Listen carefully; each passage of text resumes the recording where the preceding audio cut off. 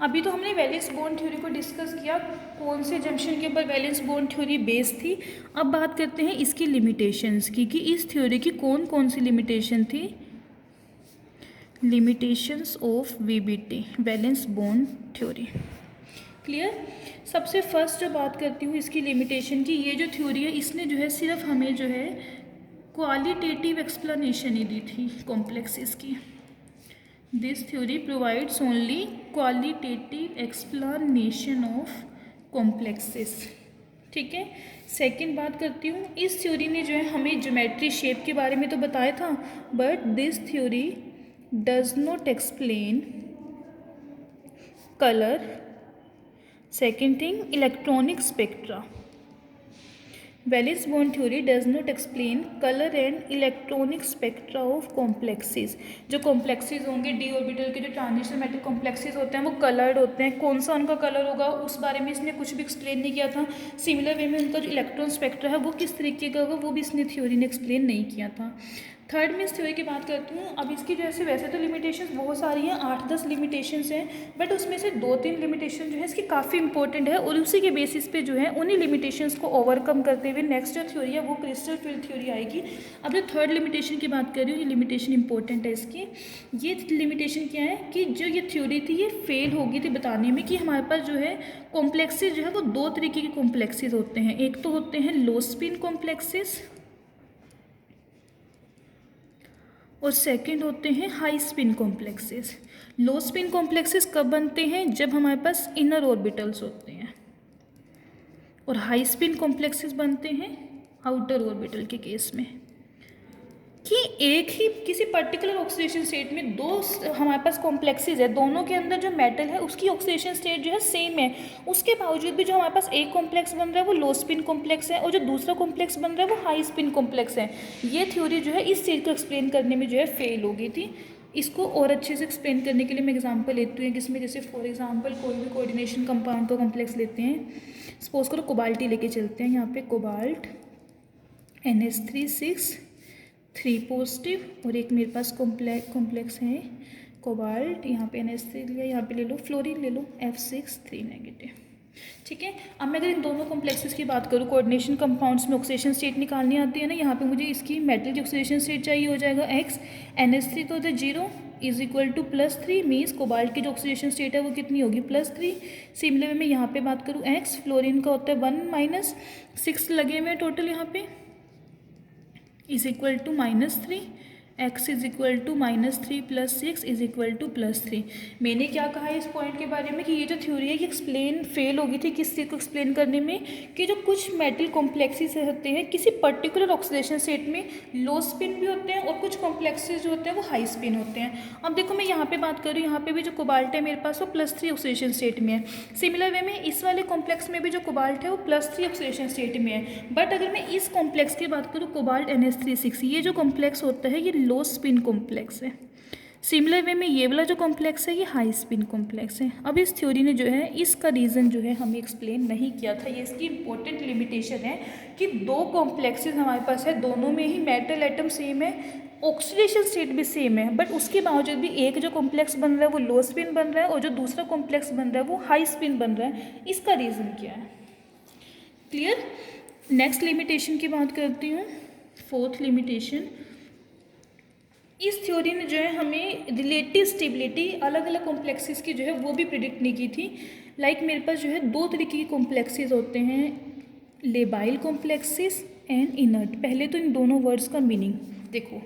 Labile का मतलब होता है, सिंपल सी बात करूँ सिंपल से वे में, रिएक्टिव, और इनर्ट का मतलब होता है अनरिएक्टिव। हम कहते हैं ना नोबल गैसेज जो होती हैं वो इनर्ट नेचर की होती हैं। इनर्ट नेचर की हम उन्हें क्यों कहते हैं? बिकॉज उनकी जो आउटर मोस्ट शेल होती है वो स्टेबल कॉन्फिगरेशन होती है उनकी, और जो वो है अनरिएक्टिव होती है, इसीलिए हम वर्ड यूज़ करते हैं कि noble gases are inert in nature. Inert का मतलब कि जो अनरिएक्टिव हो, किसी के साथ भी रिएक्ट ना करें।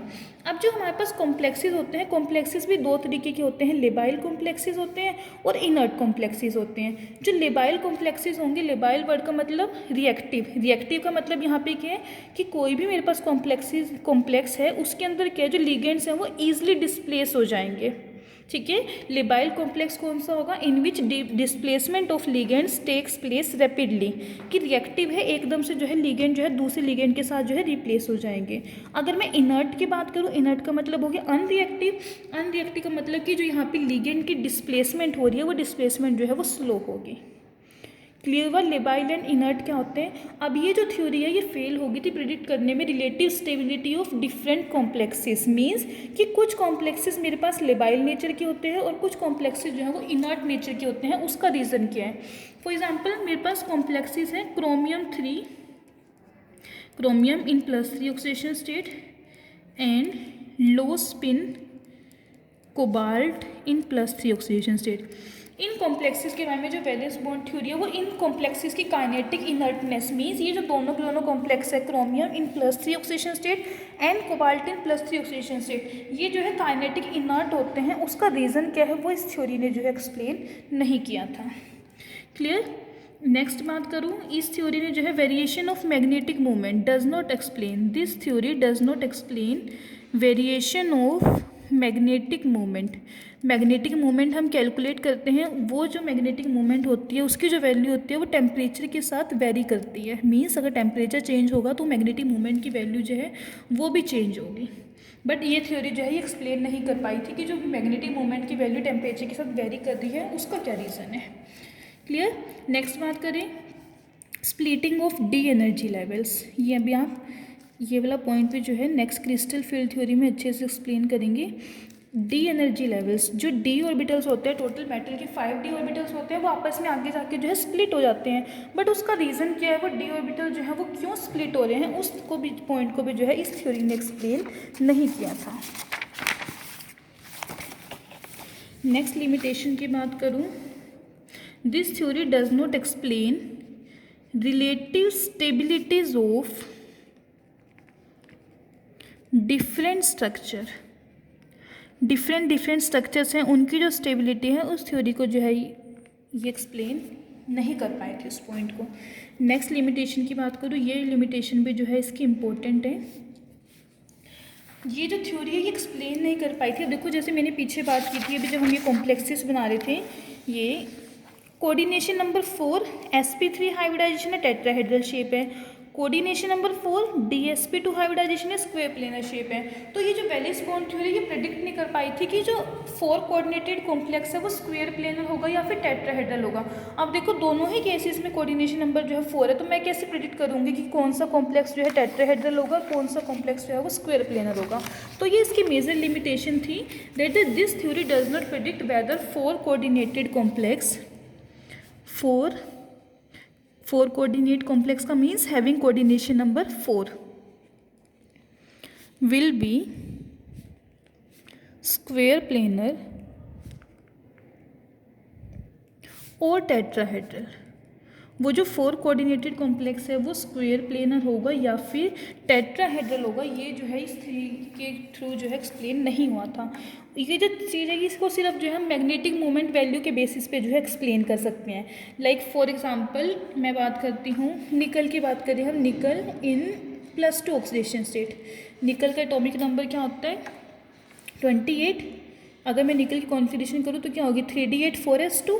यहाँ पे क्या +2 ऑक्सीडेशन स्टेट है तो इसके जो 4s वाले इलेक्ट्रॉन्स है वो निकल जाएंगे, तो इसकी जो कॉन्फिगरेशन है वो आ जाएगी 3d8। समझ में आया ना मैंने कैसे किया। निकल एटॉमिक नंबर 28, कॉन्फिगरेशन होती है 3d8 4s2। अब यहाँ पे क्या निकल +2 ऑक्सीडेशन स्टेट में, मतलब कि जो आउटर ऑर्बिटल होते हैं सबसे पहले उसी में से निकलते हैं इलेक्ट्रॉन्स, हाई एनर्जी वाला जो होता है, तो इसकी +2 की ऑक्सीडेशन स्टेट, +2 ऑक्सीडेशन स्टेट में ये हो जाएगा 3d8। अब अगर मैं इसकी बात करती हूँ निकल 3d8, टोटल हमारे पास डी के 5 ऑर्बिटल्स होते हैं ना, 1 2 3 4 5 6 7 8। ठीक है। अब जो मेरे पास जो है अगर मैं 4 की बात कर रही हूँ, कोऑर्डिनेशन नंबर 4 निकल 2 कॉम्प्लेक्स की बात करती हूँ, इस केस में जो है अगर मेरे पास sp3 हाइब्रिडाइजेशन होती है, ये तो d ऑर्बिटल है, sp3 का मतलब है s ऑर्बिटल इन्वॉल्व होगा और नेक्स्ट p ऑर्बिटल्स इन्वॉल्व होंगे। ये s हो गया, सिमिलर वे में p हो गया। अब इस केस में जो आएगी आ जाएगी sp3 हाइब्रिडाइजेशन। sp3 हाइब्रिडाइजेशन का मतलब है टेट्राहेड्रल, और यहाँ पे देखो 2 अनपेयर्ड इलेक्ट्रॉन्स प्रेजेंट है, तो इसका जो बिहेवियर होगा वो बिहेवियर कैसा होगा, पैरामैग्नेटिक बिहेवियर होगा। क्लियर। अब अगर मैं बात करती हूँ DsP2 हाइब्रिडाइजेशन हो, अगर कॉम्प्लेक्स जो है वो DsP2 हाइब्रिडाइजेशन हो, DsP2 का मतलब क्या है, यहाँ पे एक d ऑर्बिटल भी इन्वॉल्व होना चाहिए। 1 2 3 4 5 6 7 8। अब DsP2 कब हो सकता है, जब ये वाला इलेक्ट्रॉन जो है यहाँ पे पेयर अप कर जाए, मीन्स ये वाला इलेक्ट्रॉन जो है यहाँ शिफ्ट हो जाए। 1 2 3 4 5 6 7 8, ये वाला इलेक्ट्रॉन भी यहाँ आ जाएगा। अब DsP2 ये हाइब्रिडाइजेशन हो जाएगी, DsP2 हाइब्रिडाइजेशन। DsP2 हाइब्रिडाइजेशन है, दैट मीन्स स्क्वेयर प्लेनर हो जाएगा। और अब इस केस में क्या थे, 2 अनपेयर्ड इलेक्ट्रॉन थे, तो इसका बिहेवियर कैसा था, पैरामैग्नेटिक। इस केस में 0 अनपेयर्ड इलेक्ट्रॉन है, तो इसका बिहेवियर कैसा हो जाएगा, डायामैग्नेटिक। अब ये जो थ्योरी है ये इस चीज़ को एक्सप्लेन करने में जो है फेल हो गई थी कि कोऑर्डिनेशन नंबर 4 में हाइब्रिडाइजेशन कौन सी होगी, sp3 हाइब्रिडाइजेशन होगी या फिर DsP2 हाइब्रिडाइजेशन होगी। क्लियर। और लास्ट लिमिटेशन की बात करूँ, इसकी एक लिमिटेशन और रह गई है कि जो वैलेंस बॉन्ड थ्योरी है, अब हमारे पास जो है लिगेंड्स जो हैं लाइक वाटर, हैलाइड आयंस हैं, और साइनाइड की बात करती हूँ Cn नेगेटिव। ठीक है। अब ये जो 2 कॉम्प्लेक्सेस हैं ये हमेशा जो है हाई स्पिन कॉम्प्लेक्स बनाते हैं। और अगर मैं साइनाइड की बात करती हूँ ये लो स्पिन कॉम्प्लेक्स बनाते हैं। तो ये जो वैलेंस बॉन्ड थ्योरी थी ये इस चीज़ को एक्सप्लेन नहीं कर पाई थी कि Y water and halide ions form high spin complexes while cyanide ion forms low spin complexes. Clear. तो ये सभी जो थी ये क्या होगी, इस वैलेंस बॉन्ड थ्योरी की जो है लिमिटेशंस होगी, कौन कौन सी लिमिटेशंस थी। और अब इन सभी लिमिटेशंस को जो ओवरकम किया था वो ओवरकम किसने किया था, नेक्स्ट जो थ्योरी है that is crystal field theory. अब जो नेक्स्ट क्लास होगी हमारी उसमें जो है हम क्रिस्टल फील्ड थ्योरी को एक्सप्लेन करेंगे। Thank you.